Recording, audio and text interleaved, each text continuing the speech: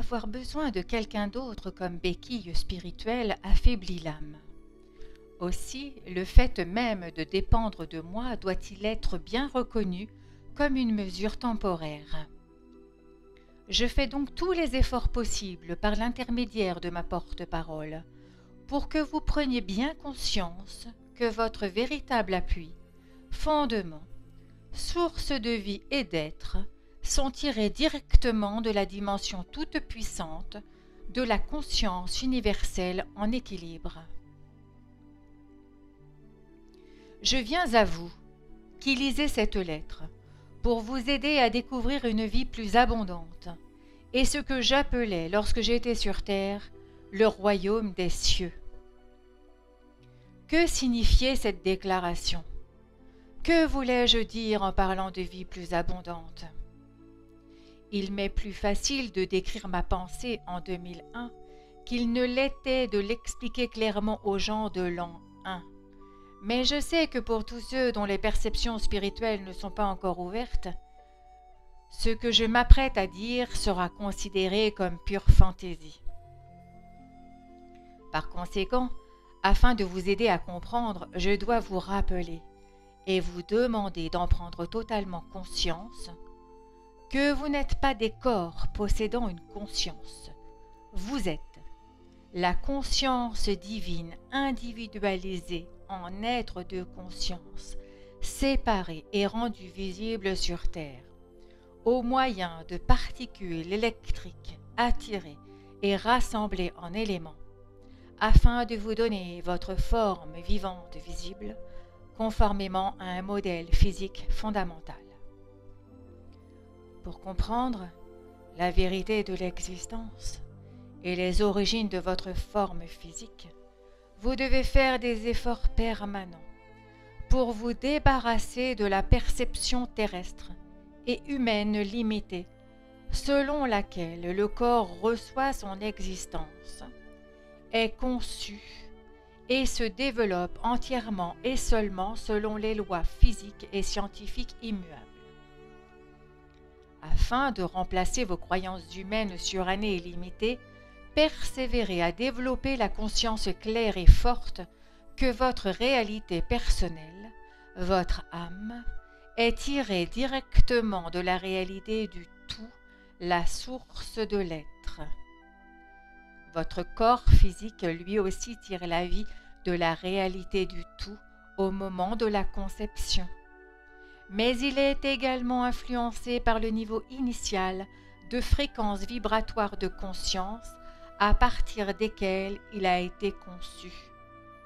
Plus les années passent, plus le corps est comprimé et encapsulé par les impulsions magnétiques émotionnelles d'attraction-rejet qui contrôlent la conscience humaine. Qu'entends-je par là? Ce que je m'apprête à vous dire a des implications énormes sur l'avenir de l'humanité. Si ceux d'entre vous qui en sont capables font tous les efforts possibles pour comprendre. En fait, la façon dont vous percevez ces lettres déterminera votre vie future.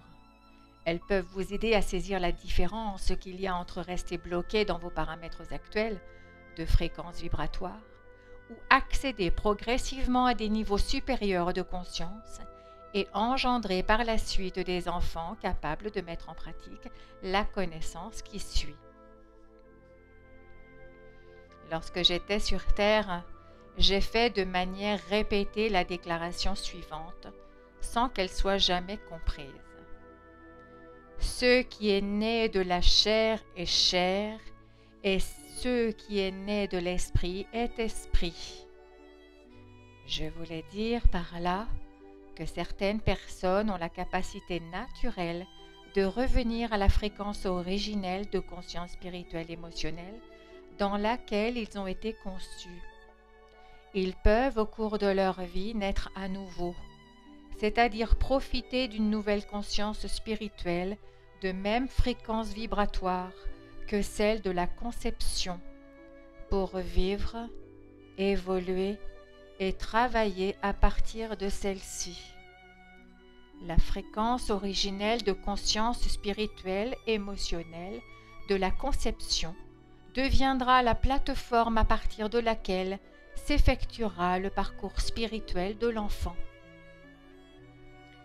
Ceux qui ont été conçus uniquement par le désir charnel trouvent difficile de percevoir une quelconque vérité au-delà de l'évidence de leur ouïe, vue, toucher et odorat. Si vous doutez de ce qui précède, arrêtez-vous et réfléchissez au principe immuable de l'existence. Toute création est conscience rendue visible. Toute chose vivante ne pense et n'agit qu'en fonction du niveau de conscience spirituelle ou égoïque dans lequel elle réside. Avant que la conception n'ait lieu, le spermatozoïde est imprégné de la conscience totale de l'homme, le futur père, et l'ovule est imprégné de la conscience totale de la femme, la future mère. Pendant le rapport charnel, la conscience mentale et émotionnelle de l'homme et de la femme vit certains changements. Les partenaires pourront ressentir un amour plus profond, de la tendresse, le besoin d'exprimer leur désir d'unir et accorder leur esprit. C'est là une union spirituelle et physique véritable. Mais si leur désir d'union se transforme en un désir grandissant d'autosatisfaction, cela devient une activité de l'ego qui ne récolte que ses propres réactions. Toutefois, quel que soit l'état de conscience des partenaires dans l'acte d'union, leur désir d'orgasme final force le corps à bouger à un rythme produisant de l'énergie physique et psychique qui monte peu à peu jusqu'au cerveau. Cet élan d'énergie vibratoire de plus en plus forte monte pour atteindre un pic entre délire et délice, puis éclate en une brève explosion touchant l'extase. Après quoi vient le relâchement et la redescente progressive vers la conscience humaine. Au moment exact du délire, plaisir, la conscience humaine s'élève jusqu'à toucher la force de vie divine qui enflamme le spermatozoïde de l'homme et l'ovule de la femme. La conception peut ne pas avoir lieu. Le spermatozoïde et ovule retournent alors à la conscience physique normale. Quand la conception a lieu, le spermatozoïde pénètre dans l'ovule et s'unit à lui dans des vibrations suprêmes de la vie divine, en une fusion spirituelle et physique. Leurs consciences unies, ils montent eux aussi dans leur propre moment d'équilibre et de joie pour devenir un, dans la vie divine même, aussi bien que dans la conscience humaine père-mère. Ce moment d'union de conscience a lieu dans la dimension suprême de la conscience de vie divine. C'est un moment d'exultation et de joie inimaginable, car les deux éléments du Père et de la Mère sont à nouveau conjoints, unis et mélangés dans l'équilibre pour devenir et produire un enfant. Ce moment d'union est la brève reconstitution de ce qu'est le retour d'une personne à l'extase glorieuse et ineffable de la conscience divine de l'équilibre universel. Lorsque le rapport sexuel est suscité par l'amour pur et sincère entre l'homme et la femme, la conscience humaine unie monte pendant le rapport à des niveaux de plus en plus élevés de fréquences vibratoires de conscience, jusqu'à ce qu'elle soit saisie dans les fréquences vibratoires de la conscience d'intelligence et amour divin. Un tel enfant, conçu dans de telles circonstances, est né de l'esprit. Les amants savent quand ils aiment vraiment. Ils se rapprochent l'un de l'autre avec une tendresse et un amour pur parce que un tel rapport sexuel est un moment d'union de l'esprit, des émotions et du corps. Ils persistent ensuite dans leur conscience, rendant difficile leur éloignement mutuel. Ils sont conscients d'une beauté transcendante, d'un renouvellement de leurs sentiments d'amour, d'une harmonie qui englobe toutes choses, au lieu de satiété. Ces hommes et femmes sont unis par la conscience divine. Il est malheureusement possible que leur conscience égoïque altère l'amour qu'ils ressentaient l'un pour l'autre et prenne peu à peu sa place, les laissant séparés, seuls, tristes, affaiblis, tant émotionnellement que physiquement, se demandant comment un état d'amour aussi beau et exalté a pu dégénérer et mourir. Ces lettres peuvent les aider à vaincre les pulsions de leur ego et retrouver leur amour passé, à un niveau plus élevé et spirituel encore. Dans ce cas, l'homme et la femme seront plus unis qu'ils ne l'ont jamais été. Une nouvelle attirance sexuelle transcendant tout le reste peut ou non les réunir, selon leur état de conscience, si ce dernier a lui-même dépassé le désir de simple fusion des corps. L'union physique entreprise sous le coup de toute autre émotion n'est que chair pénétrant la chair. Ce n'est rien d'autre que donner et recevoir des fréquences vibratoires terrestres, fréquemment négatives, qui ont des enfants dont l'esprit reflète le niveau vibratoire des parents. Même si un enfant n'est pas conçu, un tel rapport sexuel est préjudiciable aux deux partenaires puisqu'il y a échange et absorption mutuelle d'énergie, de conscience dans le corps, qui, si celle-ci est négative, hostile ou critique, peut causer des dommages réciproques. Rappelez-vous que l'énergie de la conscience se compose de l'électromagnétisme de l'intelligence père et de l'amour mère. L'énergie échangée entre partenaires sexuels est la même que celle dont sont formés les champs mentaux électriques et émotionnels, magnétiques du corps. Tout est conscience. Par conséquent, lorsque s'échangent et s'absorbent les énergies de conscience contenues dans les fluides du corps, ainsi que les attitudes et pensées mentales et émotionnelles, chacun de vous affecte l'état physique, mental et émotionnel de son partenaire. Le rapport sexuel, pour être salutaire et vivifiant, ne devrait être entrepris que dans le cadre d'un amour vrai, sincère, où le bien de l'être aimé est plus important que le bien de celui qui aime. Il ne devrait jamais être utilisé dans le but de guérir des dissensions ou des blessures émotionnelles. Le rapport charnel peut être un acte joyeux, entrepris après une différence d'opinion, de la colère, là où il y a eu pardon sincère, entière restauration et renouvellement mutuel et réciproque de l'amour, mais jamais pour masquer des blessures et produire une fausse ouverture émotionnelle chez le partenaire.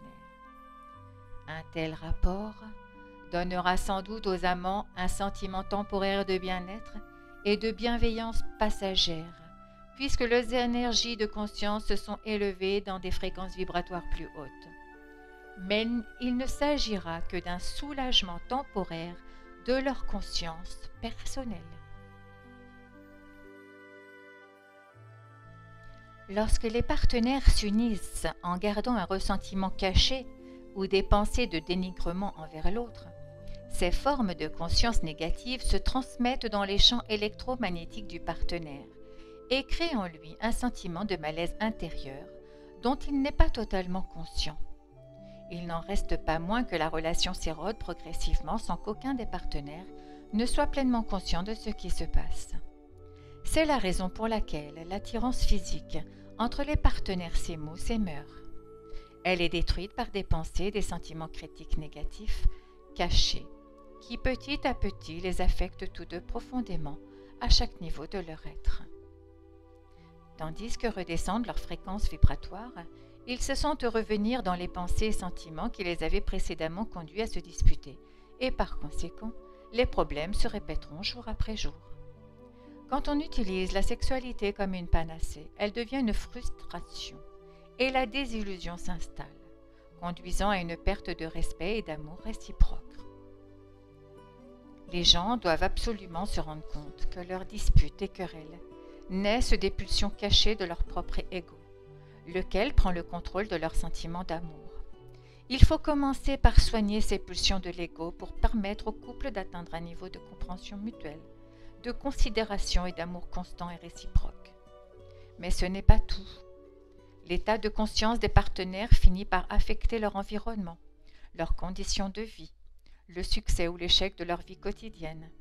Il affecte également les enfants, en créant en soi une famille de coopération mutuelle, des schémas mentaux et émotionnels sains, soit une famille dysfonctionnelle dans laquelle nul n'est véritablement aimé ou accepté par les autres. On pourrait croire que les conditions de réussite ou de dysfonctionnement familiaux viennent uniquement des traits de caractère et du comportement de ses membres au quotidien dans leurs rôles respectifs. Il est parfaitement vrai que la vie de famille est le produit des caractères et des comportements. Mais considérez, je vous prie, une famille dysfonctionnelle qui éclate. Partenariat et cohabitation sexuelle cessent. Les parents se séparent et reconstruisent une nouvelle vie parce qu'ils ont réussi à se dégager de la conscience malsaine ou critique qu'ils absorbaient pendant l'acte sexuel. S'il est assez fort pour le faire, chaque partenaire se découvre un nouveau moi, construit un nouvel environnement et s'envole vers une nouvelle réussite. Cependant, les partenaires qui vivent un amour réciproque et tiennent compte ensemble de leurs désirs respectifs, qui donnent et reçoivent de manière équilibrée, qui offrent leur soutien émotionnel si nécessaire, ou un avis affectueux et non un conseil, lorsqu'il leur est demandé, trouveront que leur famille est soudée, chacun absorbant les énergies de conscience dynamique de l'autre. À la lumière des paragraphes précédents, il est clair maintenant qu'il ne devrait jamais y avoir de grief, d'hostilité cachée, de mépris ou de dénigrement avant l'acte sexuel. Tout sentiment de ce genre doit absolument disparaître avant le rapport. Dans une relation où la discussion et la liberté d'expression sont considérées comme normales, chaque partenaire devrait résister à l'acte sexuel tant que l'amour mutuel puissant et respectif n'est pas réapparu et que la conscience des partenaires n'est pas de nouveau en parfait équilibre. Quant au viol, il s'agit là de l'acte le plus odieux commis vis-à-vis d'autrui, et il s'attirera son juste retour à un moment ou un autre dans le futur. Il procède d'une conscience égoïque, particulièrement corrompue et altérée. Les fréquences vibratoires de conscience de telles personnes sont si basses et pesantes qu'elles sont autodestructives. Jadis, on sermonnait les gens et on leur prodiguait continuellement des enseignements. Dans les pays occidentaux, les 10 commandements étaient justement présentés comme les vrais fondements d'une culture civilisée et humanisée. Ils enseignaient le contrôle de soi et étaient facilement acceptables par toutes les religions du monde. Aujourd'hui, avec le renforcement de l'ego dû à l'affluence de l'industrie du spectacle et des médias, ce sont les désirs de l'ego qui sont aux commandes. Il faut aussi que vous compreniez et acceptiez que les énergies de la conscience sont des énergies aussi réelles et actives que les énergies de la chaleur et du son. Tout comme les ondes sonores peuvent pénétrer certaines substances, les énergies de la conscience d'une personne infectent de leur tendance brutale tel un virus, les énergies de conscience d'un autre esprit. Ces énergies ne sont peut-être pas exprimées exactement de la même manière que le violeur, mais soyez assurés que les énergies de conscience transmises implantent vraiment une nouvelle idée ou un nouveau sentiment dans un être innocent. Vos scientifiques ne sont pas prêts à croire en la télépathie, mais c'est une réalité de la vie, bien qu'une activité consciente obtuse puisse être tellement centrée sur elle-même qu'elle ne reconnaît pas que de nouvelles impulsions sont nées dans l'esprit de quelqu'un d'autre. Je n'en dirai pas plus sur ce sujet, sauf d'avertir ceux qui occupent des positions d'autorité dans l'Église, la loi ou le gouvernement. Ils manquent à leur responsabilité en cette période critique. Ils finiront par percevoir à quel point ils ont manqué de comportement moral pendant qu'ils exerçaient leurs tâches terrestres. Ils sentiront retomber sur leur propre vie l'empreinte des vies de ceux qui ont été lésés et détruits à cause de leur négligence morale. Toute action entraîne sa répercussion. Peut-être comprendrez-vous maintenant pourquoi la tendance sexuelle actuelle dans le monde provoque partout les situations les plus désastreuses. Pour que vous compreniez parfaitement ce dont je parle, je veux que vous vous efforciez de visualiser et de réaliser que la nature de la divine conscience de l'équilibre universel est puissance infinie, puisque l'équilibre harmonie naît de la contrainte égale entre les pulsions universelles, masculines et féminines, intelligence et amour, volonté de ressentir et volonté de consentir, désir d'agir et désir de retenir, maintenir le statu quo afin d'établir des liens et de la stabilité. Ces impulsions primitives de l'être, comme je l'ai expliqué en lettre 4, sont la réalité qui donne vie, forme, structure et existence à toute chose visible. Cette dimension est un état de beauté, de joie, d'harmonie, de ravissement extatique, de révérence, d'intelligence, d'amour. Voilà ce dont la Terre peut faire la démonstration à une échelle qui dépasse tout ce que vous pouvez imaginer. Essayez de comprendre pleinement, conscience de la signification des 2 paragraphes précédents. Le fait de les comprendre et de se les approprier changera radicalement votre façon de percevoir ces origines divines de l'existence elle-même. Dans ces paragraphes, je décris la nature et l'essence de la vie qui agissent dans le spermatozoïde et l'ovule lorsqu'ils s'unissent pour donner forme à un enfant. Voilà la réalité, votre réalité, votre vérité, votre âme, votre psyché, votre état d'être le plus profond. Instinctivement, vous en êtes conscient. Le bébé est la personnification de la joie qu'il exprime pendant qu'il développe la conscience de ses relations et de son environnement surgit de la source profonde de la vie divine, qui l'a fait se développer cellule par cellule, conformément aux instructions génétiques, jusqu'à sa forme présente. Quelle est la différence entre l'âme et la psyché? Je vais maintenant l'expliquer. Vos psychologues humains la contesteront peut-être, mais elle n'en est pas moins la vérité.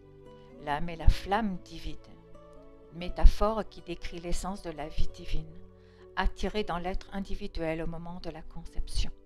La force de vie prend une forme individuelle et libère l'énergie de la force électrique d'activité, ainsi que les impulsions magnétiques d'attraction-rejet, peut s'engager dans la tâche complexe de construction du corps.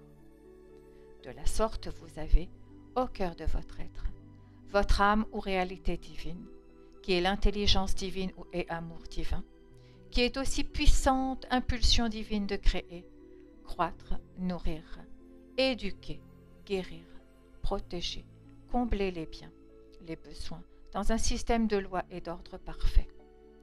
Voilà la réalité qu'est votre âme. Lorsque vous aurez maîtrisé les impulsions de votre ego et invité l'âme à dominer vos pensées et vos sentiments, vous serez poussé à exprimer toutes les impulsions divines décrites ci-dessus. Vous serez possédé du désir de promouvoir uniquement le bien suprême de tout ce qui vit et de tout l'univers lui-même. Vous serez devenu un véritable messager de la conscience divine, exprimant toutes ses qualités d'être. Jusqu'à ce moment de réunification de l'âme et de la conscience divine, la psyché occupe les recoins les plus reculés de votre conscience humaine et tire sa conscience de votre âme. C'est l'instinct caché en vous qui sait distinguer le bien du mal. L'ego, lui aussi, est formé au moment de la conception. Pendant que le bébé se développe, l'ego fait de même. Il est la fondation de votre personnalité humaine qui vous donne l'individualité. Il est l'énergie de votre conscience humaine. Il vous rend unique et distinct de tout autre être. Pour préserver votre individualité, l'ego doit vous protéger des attaques extérieures de tout genre et vous donner ce dont vous avez besoin pour prospérer, vous épanouir, croître et être heureux. Ceci est divinement décrété et ne doit pas être traité avec mépris. L'ego constitue un noyau de conscience, de création, de développement et de croissance primordiale. Il est indispensable.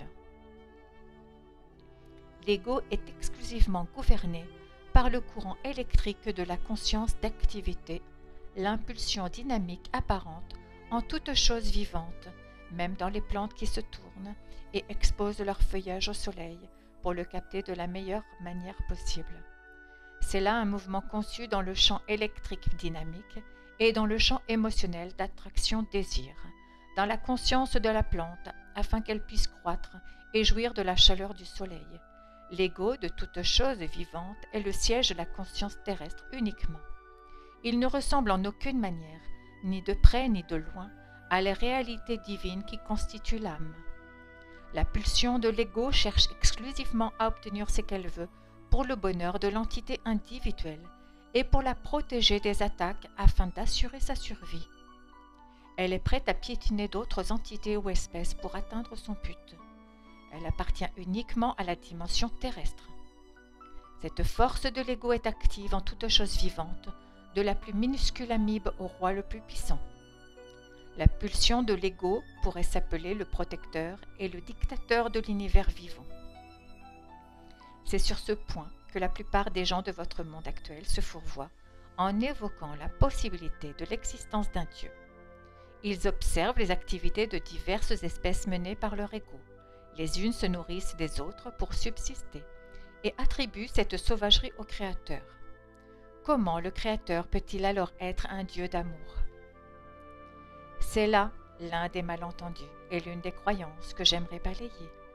Mon but est que tout le monde comprenne que la force de vie divine qui inspire et respire à travers toute la création se trouve au cœur même de l'univers tout entier et à l'origine de toute chose.